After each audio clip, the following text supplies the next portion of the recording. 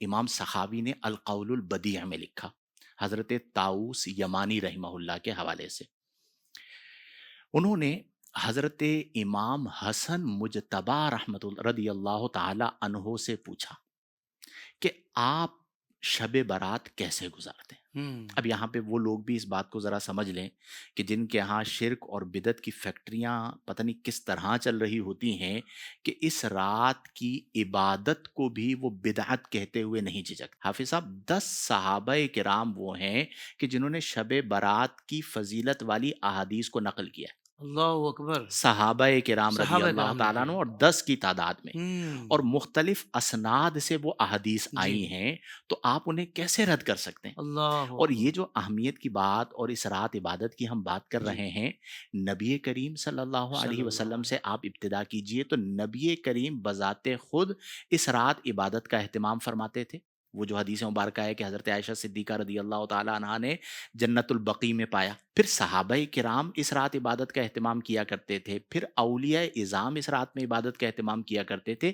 تیسری صدی کے ایک بزرگ ہیں، انہوں نے تو باقاعدہ اہل مکہ کا طریق لکھا کہ جب شب برات آتی تو اہل مکہ اپنے کام کاج کو چھوڑ کر حرم میں آ جایا کرتے تھے اور اس رات کو عبادت میں گزارا کرتے تھے۔ سبحان اللہ، تو سبحان اللہ، تیسری صدی ہجری میں جس کا اتنا اہتمام کیا جا رہا ہے، آج کے دور کے اندر اگر اس پہ شرک اور بدعت کی بات کی جائے تو بڑی عجیب و غریب ہوگی۔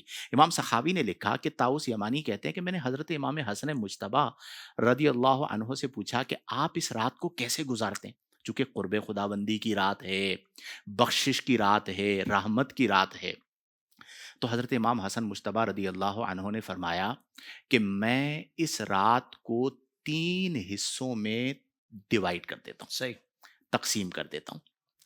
پہلا حصہ وہ ہوتا ہے کہ جس میں صرف اپنے نانا جان صلی اللہ علیہ صلی وسلم اللہ پر علیہ درود وسلم، پڑھتا ہوں۔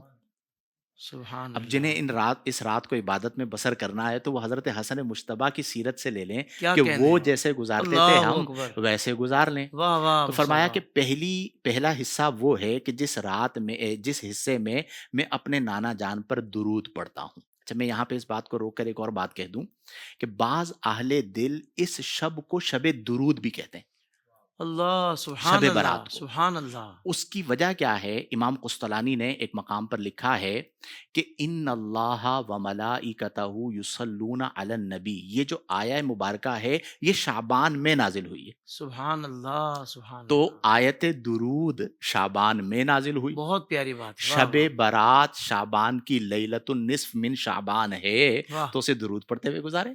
واہ مصطفیٰ، تو سبحان حضرت اللہ، امام حسن مجتبی کہتے ہیں کہ پہلا حصہ میں درود پڑھتے ہوئے گزار دیتا ہوں۔ دوسرا حصہ فرمایا میں اللہ کی بارگاہ میں استغفار کرتا ہوں، اور تیسرا حصہ وہ ہے جو میں نماز پڑھتے ہوئے گزارتا ہوں۔ واہ واہ اب واہ آپ واہ، دیکھیے کہ اس شب کو 3 حصوں میں منقسم کیا۔ سبحان پہلا اللہ، حصہ آ گیا درود۔ اب درود پاک اہل دل کے یہاں کہا جاتا ہے حافظ صاحب کہ ہم چاہتے ہیں نا وصل، اللہ نے آسمان دنیا پہ تجلی فرمائی، اللہ کا وصل مل جائے، قرب مل جائے، تو اہل دل کہتے ہیں سر الوصول، ہوں، وصل کا راز کیا ہے جی، کہ ہم وصل خداوندی کو کیسے پا سکتے ہیں، کیسے مل سکتا ہے؟ تو فرمایا فی الصلاۃ علی الرسول، اللہ اکبر، نبی حضور پہ کریم درود، پہ درود پڑھو تو وصل کو پالو۔ تو اللہ، فرمایا پہلا حصہ میں درود میں گزار دیتا ہوں، دوسرا حصہ میں استغفار میں گزار دیتا ہوں، اور تیسرا حصہ میں نماز میں گزار دیتا ہوں۔ طاؤس یمانی رحمہ اللہ نے ایک سوال کیا، جو لوگ کہتے ہیں نا جی اس رات عبادت سے کیا ملے گا، جی جی، کیا ہوگا ایکسیٹرا، تو انہوں نے ایک سوال کیا کہ یہ جو عبادت ہے اس رات میں جس طرح آپ یا امام حسن گزارتے ہیں، اس سے کیا ملتا ہے، ہوں، ملے گا کیا؟ فطری سی بات ہے۔ تو حضرت امام حسن مجتبی رحمۃ اللہ علیہ نے فرمایا کہ میں نے اپنے بابا جان حضرت مولائے کائنات سے سنا، ہوں، اور انہوں نے نبی کریم صلی اللہ علیہ وسلم سے سنا کہ جو اس رات کو عبادت میں گزار دیتا ہے اللہ تعالی اسے مقربین میں لکھ دیتا ہے، اللہ تبارک و تعالی اسے اپنا قرب عطا کر جنہیں اللہ عطا فرمایا ان میں لکھ دیتا ہے. سبحان تو گویا اللہ کہ آپ اسے کہہ سکتے ہیں، یعنی ہماری بات یہاں سے چلی کہ یہ قرب خداوندی کی رات ہے، جی تو اس رات کی عبادات آپ کو اللہ کا مقرب بنا دیتی ہیں. سبحان اللہ تو سبحان اب آپ اللہ سوچئے کہ لذت قرب جسے مل جائے اللہ تو اسے اور کیا درکار ہے. اللہ اسے تو اکبر مقصد حیات حاصل ہو گیا کہ وہ اللہ تبارک و تعالی کا قرب پا رہا ہے.